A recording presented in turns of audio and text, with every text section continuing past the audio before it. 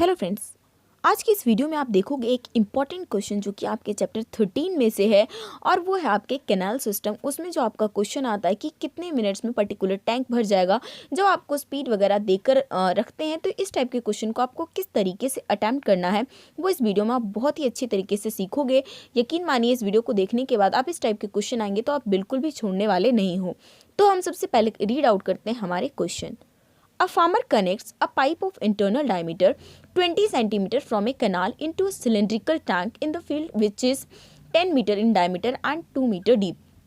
इन्होंने क्या कहा है कि एक फार्मर है जिसके पास एक पाइप है जिसकी डायमीटर कितनी है 20 सेंटीमीटर है और उसे कनाल से जोड़ रखा है और वहाँ मतलब वो सारा वाटर कहाँ जाएगा, एक सिलिंड्रिकल टैंक में जमा होने वाला है। और वो जो टैंक का बेसिकली डायमीटर है वो 10 मीटर है और जो टैंक की डीपनेस है वो है आपका 20 मीटर। तो ये सारी की सारी चीज़ें आप यहाँ पे ध्यान रखिए कि यहाँ पे जो पाइप है वो भी आपका सिलिंड्रिकल शेप में ही है और जो टैंक है वो भी सिलिंड्रिकल शेप में है। बट जो हमारा पाइप का दिया हुआ है डायमीटर वो 20 सेंटीमीटर है, जबकि आपका जो टैंक का है उसका आपका दिया हुआ है 10 मीटर। तो सेंटीमीटर मीटर का पंगा भी हम ठीक करेंगे ताकि सब कुछ का आंसर नॉर्मल आए। If water flows through the pipe at the rate of 3 kilometre per hour, इन्होंने कहा कि पाइप के थ्रू जो वाटर फ्लो कर रहा है वो किस स्पीड से कर रहा है, 3 किलोमीटर पर आवर।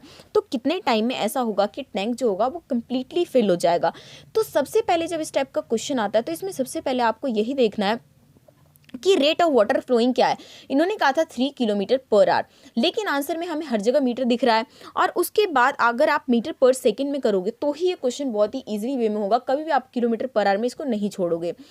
तो इसको हमने चेंज कर दिया, 3 kilometre is equal to 3000 metre और आर को हमने जब चेंज कर दिया सेकंड में तो 60 × 60। और इसको फर्दर सॉल्व करने के बाद जो rate of flowing water flowing आया that is 5/6 metre per second. It means हम ये कह सकते हैं कि एक सेकेंड में वाटर मतलब कितना फ्लो होगा, तो होगा आपका 5/6 मीटर। तो ये हमें पता चल गया। अब हमें ये भी पता था कि रेडियस जो इन्होंने डायमीटर दिया था तो 20, तो उसका रेडियस हो जाएगा आपका 10। और क्योंकि वो सेंटीमीटर में था तो हमने मीटर में चेंज कर लिया, तो इसलिए 1/10 मीटर। कभी भी पॉइंट में कोशिश मत करिए, क्योंकि पॉइंट में क्या होता है बहुत ज़्यादा पंगे हो जाते हैं, क्वेश्चन करने में कई बार प्रॉब्लम हो जाती है। तो इसलिए आप कोशिश करो कि फ्रैक्शन में ही रहने दो चीज़ों को, क्योंकि बाद में वो कहीं ना कहीं कट ही जाते हैं। तो नेक्स्ट हमारा है volume of water that flows through the pipe in 1 second. हमें निकालना है वॉल्यूम ऑफ वाटर की 1 सेकेंड में कितना वाटर फ्लो होगा। तो जिसका फॉर्मूला आपका क्या है, पाई स्क्वायर एच, क्योंकि आपको पता है कि पाइप भी आपका कैसा होता है, सिलिंड्रिकल शेप में होता है। तो हमने पाई की जगह पाई की वैल्यू रख दी, हमारा रेडियस हो गया।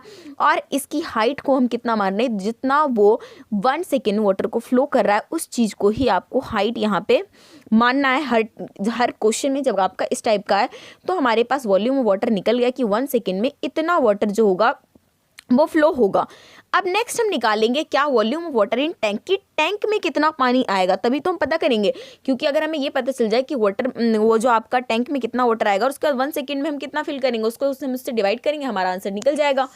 सो हम इसको जो आपका टैंक है उसका भी वॉल्यूम निकाल लिया हमने, पाई आर स्क्वायर एच। और जबकि हमारा टैंक के बारे में उसका रेडियस हो जाएगा आपका 5 मीटर, हाइट हो जाएगी 2 मीटर।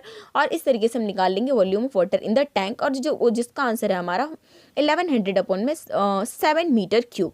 अब हमारे पास सारी चीज़ें हैं अवेलेबल, हमें सिर्फ ये निकालना है कि टाइम कितना टेकन होगा आपका उस टैंक को फिल करने में। जैसे कि मैंने आपको बताया था कि जो वॉल्यूम ऑफ टैंक है उसको हम डिवाइड कर देंगे, जो हमारा निकल कर आया था कि 1 सेकेंड में कितना वाटर को वो फिल करेगा। तो उसको हमने सॉल्व कर हमारा आ गया 6000 सेकेंड। तो 6000 को हमने 60 से डिवाइड कर दिया तो हमारा आंसर कितना आ गया 100 मिनट्स।